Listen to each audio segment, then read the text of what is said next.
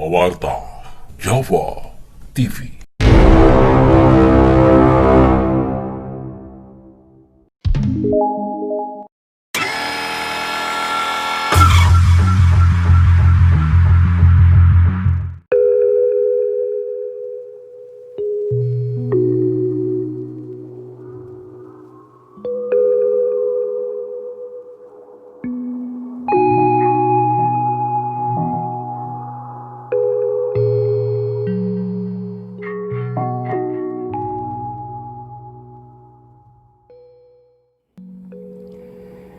Setiap manusia niscaya memiliki imajinasi.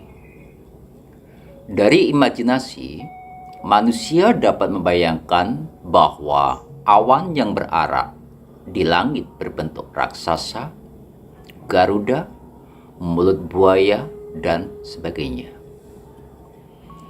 Karenanya tidak heran bila saat Gunung Merapi menyemburkan kepulan asap tebal melalui moncongnya, manusia membayangkannya seperti wedus gembel.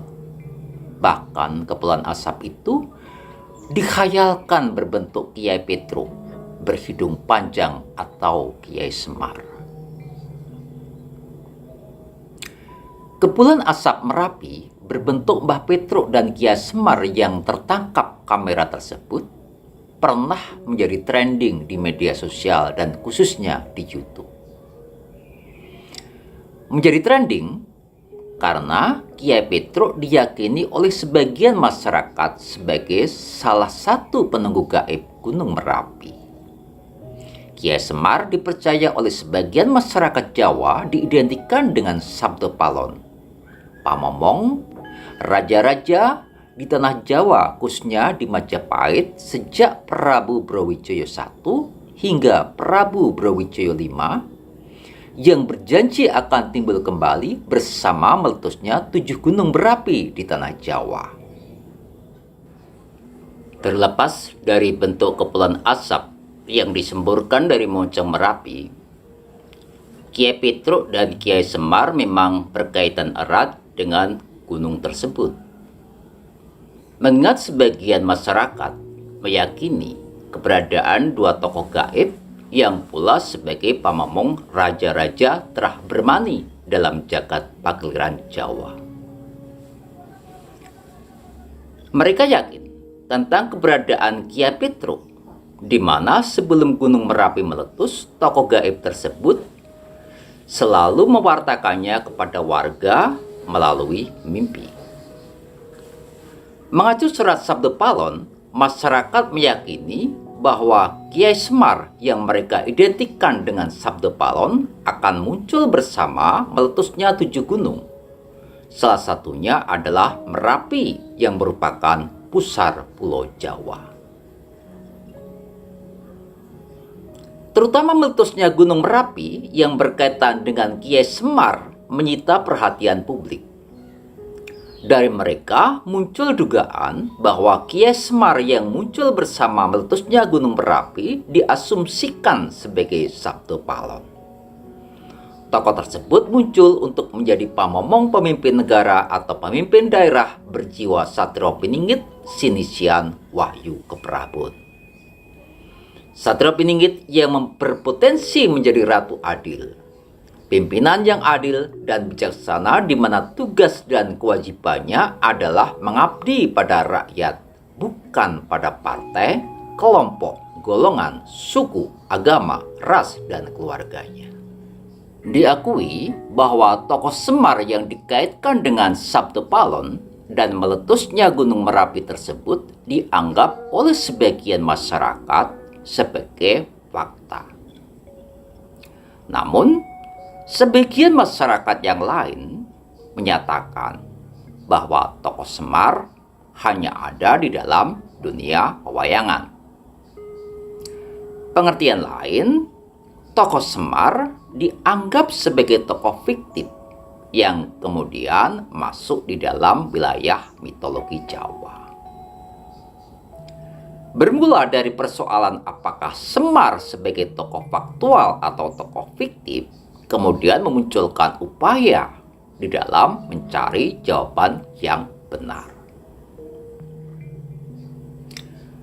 Dalam jagat pakliran Jawa, Semar merupakan putra Sang Hyang Bathara Tunggal. Dia diusir oleh ayahnya untuk turun di Mercopodo sesudah gagal mengikuti sayembara menelan dan memuntahkan Gunung Jamurtipo di dalam upaya menduduki tahta Kayangan Jongkiri Saloka.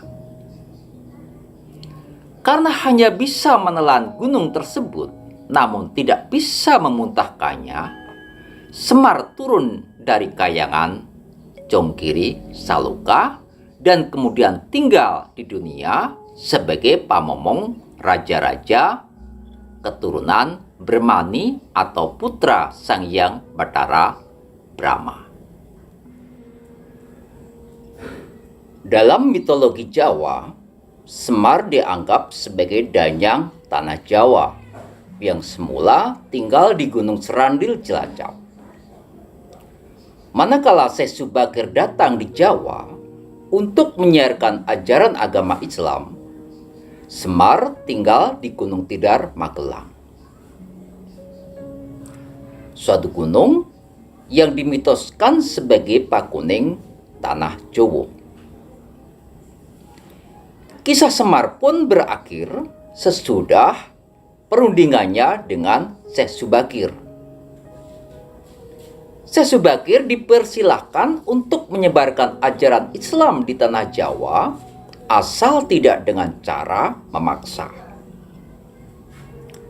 Fakta terbukti bahwa Syekh Subakir yang diikuti oleh para wali dalam majelis dakwah Wali Songo, Islam diajarkan di tanah Jawa dengan cara damai.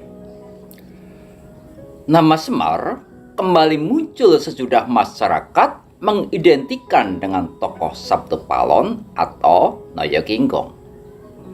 Sehingga tidak heran bila sewaktu Gunung Merapi meletus dengan kepulan asap yang menyerupai wajah Semar, terdapat beberapa orang menganggap bahwa Sabtu Palon kembali muncul sesudah 500 tahun kemuksaannya pada saat Majapahit di bawah pemerintahan Prabu Brawijaya V atau semasa Majapahit mengalami keruntuhannya karena serangan dari Kesultanan Demak Bintoro.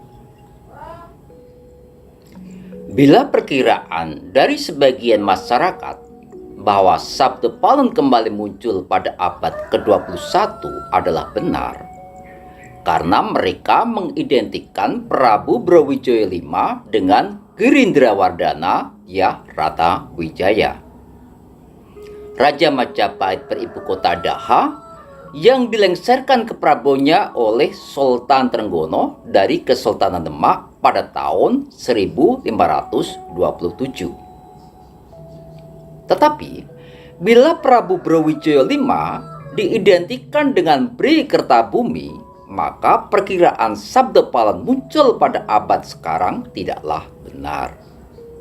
Mengingat masa pemerintahan Bri Kertabumi yang berakhir karena serangan Girindrawardhana Rana Wijaya tersebut terjadi pada tahun 1486.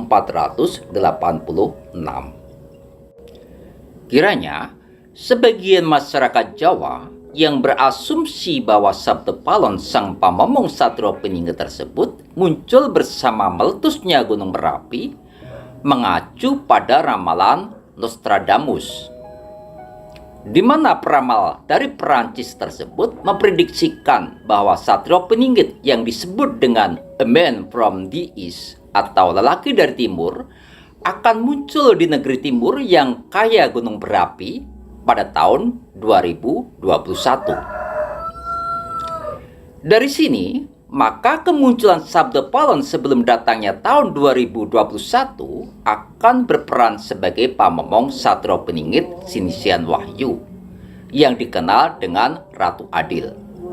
Demikianlah analisa perihal mitos Kia Semar atau Sabtu Palon yang kemunculannya kembali diperkirakan bersama meletusnya Gunung Merapi. Namun mitos mengenai kemunculan Sabdo Palon, sang pamomong satrio peninggit sinisian wahyu tersebut menjadi kurang penting. Sebab yang terpenting sekarang, masyarakat hendaklah senantiasa eling lan waspada ketika Gunung Merapi diprediksikan oleh para ahli akan punya gawe. Ingat, senantiasa kepada Tuhan, serta waspada terhadap segala yang sewaktu-waktu bisa terjadi. Dengan eling lan waspada, kita akan mendapatkan perlindungan dari Tuhan. Sekian, sampai jumpa lagi. Salam Rahayu.